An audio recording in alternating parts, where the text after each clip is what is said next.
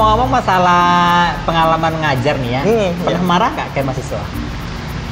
Kalau saya pribadi jujur nggak pernah bisa marah gitu. Terutama yang sekarang nih ya, kayaknya bakal curhat sedikit ya.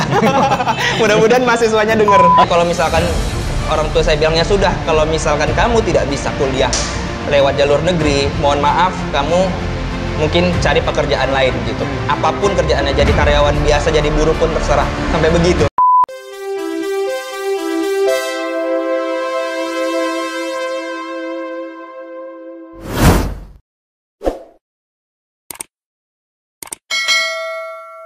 Oke, assalamualaikum warahmatullahi wabarakatuh teman-teman semuanya. Ya, selamat datang kembali ya. Kok jadi jelibetan yang ngomong? Jelibetan ngomong. Udah lama nggak kayaknya ya. Jadi ini kayak masih formal juga ya. Jadi sekarang ini nggak formal amat ya, nggak bicara mendeling, nggak bicara zoom ya bang ya. Nah, jadi di depan teman-teman ya. Jadi ini Bang Ilham. Kalau yang lupa dengan Bang Ilham, nanti ada video di atas ya, klik link di atas ini. Nah, ini ya Bang Ilham Chandra loh. Kok jadi belibet gitu ya ngomong. Inilah kalau ketemu sama Bang Ilham ini ya. Jadi kayak belibet ngomongnya dan kayak ketawa-ketawa aja gitu ya. Oke, nah sekarang ingin tahu juga sih kesibukan Bang Ilham sekarang gimana sih? Ya masih seputar akademik ya, masih belum ada kesibukan yang lain karena memang tuntutan pekerjaan sekarang ini lebih menguras energi, kemudian otak juga ya, karena memang untuk akademik sendiri, akademik yang berbau dengan akademik itu memang butuh suatu usaha yang lebih keras lagi karena ya kita dituntut untuk perfect gitu ya. Perfect gitu ya. Dan juga jangan sampai salah meminimalisir kesalahan lah gitu. Karena ya di situ kan jadi tolak ukur juga nanti ini dosennya qualified atau enggak gitu. Nah, di situ letak takutnya tuh di situ gitu. Makanya waktunya dihabiskan untuk ya lebih menambah wawasan gitu, menambah pengetahuan lebih ke sana. Oke. Nah, sekarang ini kan kita sudah 2 tahun Bang ya, PNS ya. Iya, nah, benar. 2019. Jadi bagaimana sih pengalaman ini sudah 2 tahun dengan dunia dosen gitu. Nah, barangkali nanti bisa Bang Ilham komparasikan dengan pengalaman kerjanya sebelum masuk di sini gitu. Jadi sekarang kalau di dunia dosennya apa sih pengalaman 2 tahun yang bisa ini diceritakan gitu?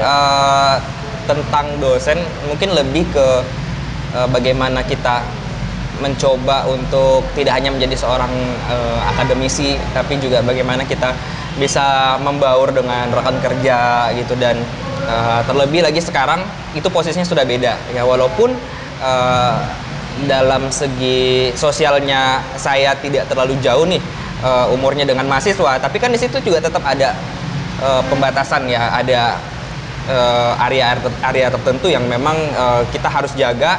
Nah, mana yang kita bisa share gitu. Nah, tapi kalau misalkan rasanya itu adalah kita harus membentuk ruang lingkup kita sendiri supaya kita ada semacam apa ya, punya image dan citra yang baik juga di mata mahasiswa, ya otomatis ada private areanya juga. Nah, di situ yang agak susah gitu. Sementara di pekerjaan sebelumnya itu sama gitu.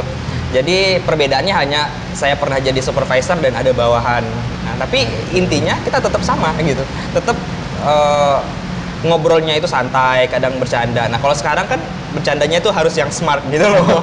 Ya kan? Jadi kita nggak boleh yang lost control gitu, terus kita sampai yang dengan mahasiswa itu sampai yang tidak ada batasan. Nah, nanti efeknya pada saat sistem belajar mengajar pasti akan berdampak gitu. Jadi mereka kayak semacam ada kurang respect atau keceplosan, atau malah kayaknya kita kesannya itu seperti tidak dipandang. Nah, itu yang agak susah gini kan ya. Tapi kalau dari segi mungkin rekan kerja lebih santai gitu ya, karena sekarang juga tidak banyak tuntutan. Kalau dulu kan memang jadwal kerjanya tuh full ya, dari jam 8 sampai jam 5 dan bahkan lebih gitu kalau kita dihitung lembur. Nah, kadang juga nggak dihitung lembur, padahal jam kerjanya juga lebih dari yang ditetapkan, yang seperti itu sih. Nah, Bang Ilham udah lama untuk cita-cita jadi dosen gitu. Maksudnya gimana? Jujur dulu memang nggak pernah ada ya kepikiran gitu ya? buat jadi dosen gitu. Jadi saya memang lebih pengennya jadi pegawai di suatu perusahaan, di mana mulainya itu dari bawah, terus sampai level manager, bahkan bisa kalau ada peruntungannya ya bisa sampai level direktur gitu. Pengennya sampai tingkat tertinggi, tapi setelah berjalannya waktu saya mencoba untuk pas mengambil S2, baru di situ terbuka pikiran gitu. Dimana kalau misalkan kita mau jadi orang yang dipandang, tentu kita harus mempunyai bekal. Nah, bekalnya seperti apa? Bekalnya ya ilmu, kemudian juga kita harus punya gelar. Nah, di situ pasti otomatis kan kita akan ada ya levelnya itu sudah di level kita dihargai orang gitu. Gitu sih, bukan yang terlalu ingin gimana gitu, tidak sih. Tapi memang aktualisasi dirinya kita kan memang kayaknya harus ada target. Nah, targetnya kita tuh seperti apa? Kalau sekarang ini lebih ke kita dipandang orang dengan ilmu yang kita punya, lebih ke predikatnya seperti itu.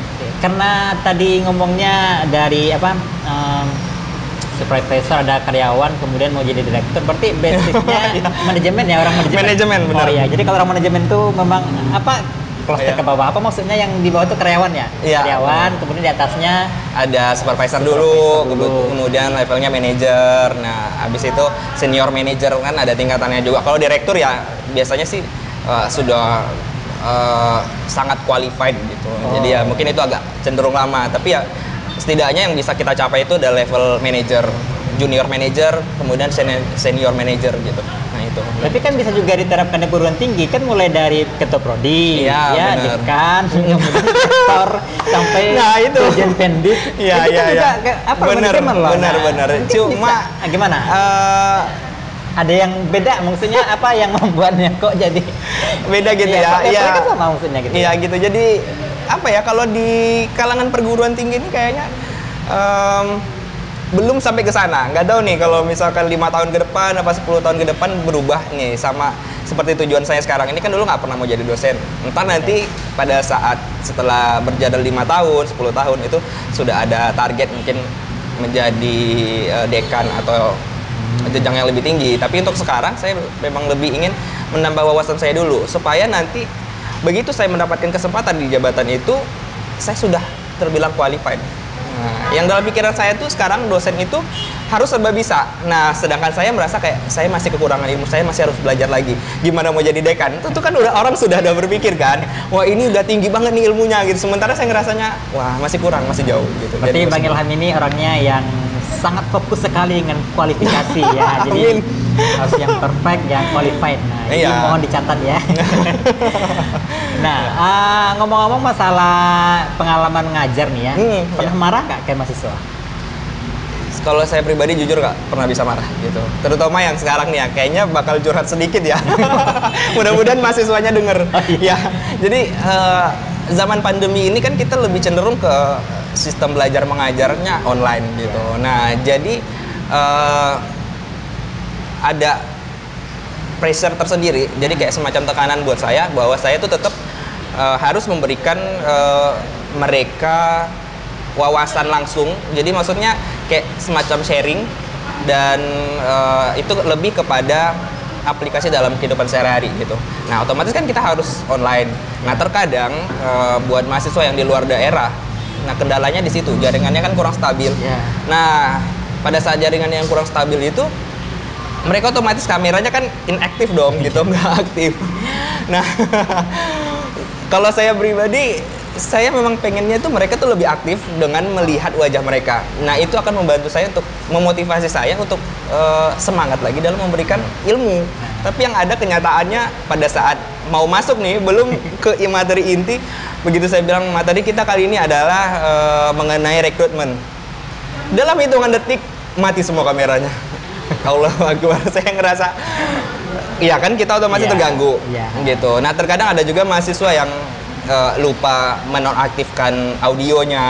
Nah, jadi kresek-kresek atau suara-suara di belakang gitu. Nah, itu akan mengganggu konsentrasi. Kayak ada ini ya, mengganggu ini. Nah, benar. Jadi kayak kita kurang sreg, mau marah gimana, mau nggak marah juga kayak gimana gitu. Nah, saya lebih memilih untuk tidak marah. Karena apa? Karena otomatis setidaknya walaupun mereka saya yang kurang nyaman, saya masih bisa berusaha semaksimal mungkin. Tapi begitu mereka yang sudah saya buat tidak nyaman, pasti nggak akan ada ilmu yang mereka ambil dari saya gitu. Nah di situ gitu. Marah enggak, tapi kesel ada dong. Kesel ada, tapi memang sebisa mungkin saya nggak akan kasih tahu gitu. Iya, gitu. Ya alhasil ya lihat saja di nilai masing-masing gitu sih ya kan.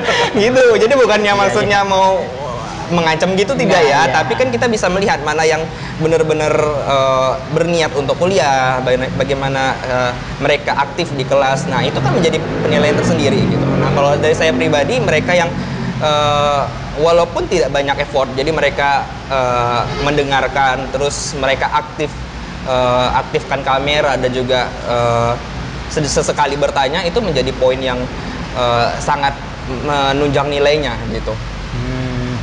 Karena di zaman pandemi ini ya kita nggak bisa terlalu fokus kepada apa yang mereka buat gitu, karena itu juga kita kan nggak tahu nih ya apakah memang mereka menghasilkannya dari pendapat mereka sendiri atau cuma modal googling, kan kita juga nggak tahu, nggak bisa jadi patokan. Nah ya keaktifan mereka di kelas itu yang jadi faktor utama buat saya, menjadi pemberian faktor untuk memberi nilai yang tinggi atau nilai maksimal. Karena memang di ini ya konsekuensinya daring ini ya, mungkin para bapak ibu pendidik yang lain ya, tak hanya dosen, guru gitu ya, mungkin juga akan merasakan hal yang sama.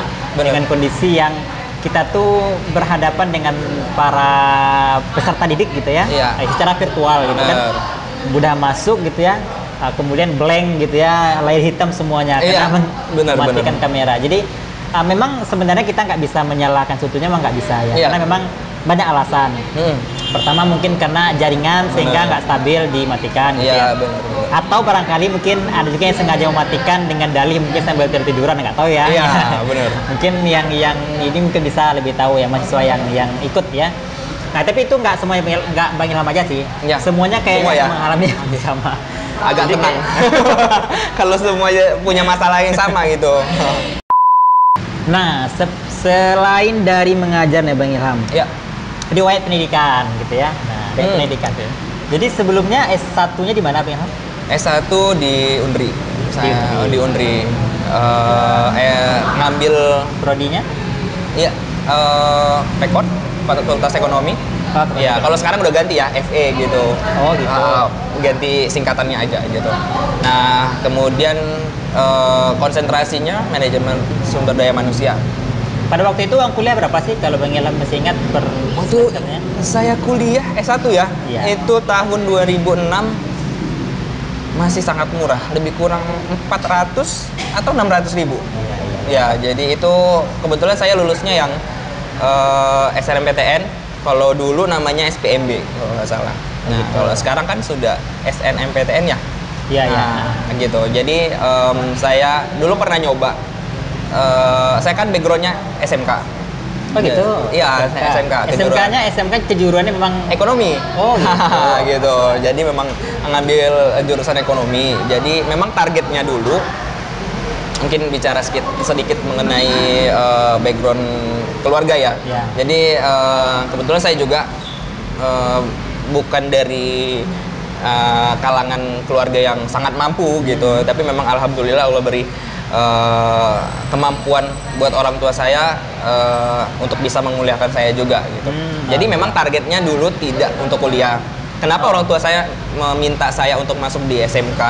Itu karena SMK itu kan kejuruannya. Jadi kita setelah tamat itu otomatis paradigma kita tuh akan jadi orang yang sudah bekerja. Siap kerja. Benar, siap bekerja. Nah pasti itu.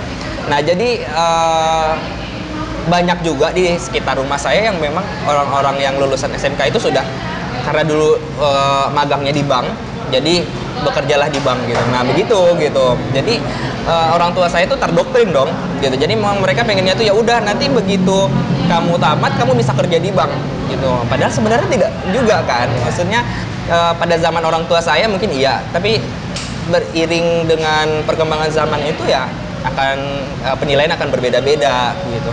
Nah pada saat itu ternyata saya diminta untuk masuk akuntansi. Karena akuntansi kan lebih ke perbankan ya. Saya lulusnya di pemasaran. Nah di sini kalau dulu paradigmanya tuh berpikir kalau pemasaran tuh ibaratkan dari diambil kata dasarnya apa, pasar. Jadi loh nggak mesti harus sekolah kalau kita misalkan ujung-ujungnya di pasar gitu loh. Gitu itu ya pemikiran yang memang harus dirubah gitu ya. Jadi mohon maaf bukan mengatakan bahwa orang tua saya itu kurang memiliki wawasan yang luas, tidak seperti itu juga. Tapi tidak bisa dinafikan bahwa semakin perkembangan zaman itu ya otomatis akan peluang itu akan berbeda gitu. Nah kalau dulu memang di bagian keuangan, sekarang kan bagian pemasaran, contoh orang marketing, semua pada sukses gitu, ya kan. Jadi orang tua saya itu dulu sempat bilang seperti itu, saya susah banget meyakinkan mereka bahwa saya yakin saya bisa sukses di pemasaran ini, saya bilang. Lah mereka juga bilangnya ya sudah mau gimana lagi gitu, kalau kamu nggak dapet akuntansi ya sudahlah, katanya begitu. Sampai mereka underestimate gitu. Ya udah saya bilang ya sudah, saya bilang mudah-mudahan saya lillahi ta'ala aja, saya luruskan niat untuk bisa melanjutkan pendidikan saya gitu. Nah ternyata pada saat saya tamat, saya coba PBUD kan, bibit unggul daerah, yang kalau sekarang itu mahasiswa undangan, itu nggak lulus karena saya milihnya dua-duanya akuntansi. Oh gitu. Ya padahal harusnya kan beda kan, satu Iya. akuntansi, yang kedua mungkin pendidikan bahasa Inggris, tapi Betul. saya ngotot gitu, akuntansi dua-duanya nggak lulus gitu. Saya menggantungkan harapan saya setinggi-tingginya di SNPTN itu gitu. Jadi kalau misalkan orang tua saya bilangnya sudah, kalau misalkan kamu tidak bisa kuliah lewat jalur negeri, mohon maaf, kamu mungkin cari pekerjaan lain gitu. Apapun kerjaannya, jadi karyawan biasa, jadi buruh pun terserah. Sampai begitu. Saya kan ya Allah, saya ngerasanya kan kok kayaknya peluang buat saya itu sekecil ini gitu. Dan saya sempat juga berpikir ya bahwa aduh, coba kalau saya dari keluarga yang sangat mampu gitu, dimanapun saya sekolah atau dimanapun saya kuliah pasti saya akan bisa gitu. Tapi ternyata Allah tuh memang maha adil gitu loh ya. Jadi memang lebih kepada kamu buktikan kalau kamu itu mampu, dan akhirnya saya lulus di negeri itu gitu, di UNRI gitu, di Universitas Riau gitu. Nah dengan waktu itu pilihan pertama saya manajemen, yang kedua bahasa Inggris gitu, karena saya memang interest sekali gitu di bidang bahasa Inggris. Oke, bentar Bang Ilham. Ya. Jadi cukup menarik ini. Masalahnya kan di SMK 2006 itu kan orientasi orang tuh kayak kuliah tuh udah high, itu maksudnya sudah pemikiran sudah cukup tinggi Ya, gitu. benar. Karena memang pada era itu mungkin kuliah itu kayak tergolong besar, katakan agak lebih jarang, dan orang mungkin setelah apalagi SMK loh. Kalau SMA oke lah ya, pasti mau tambah. SMK loh ini kayaknya jarang itu yang SMK mau lanjut studi kuliah gitu kan.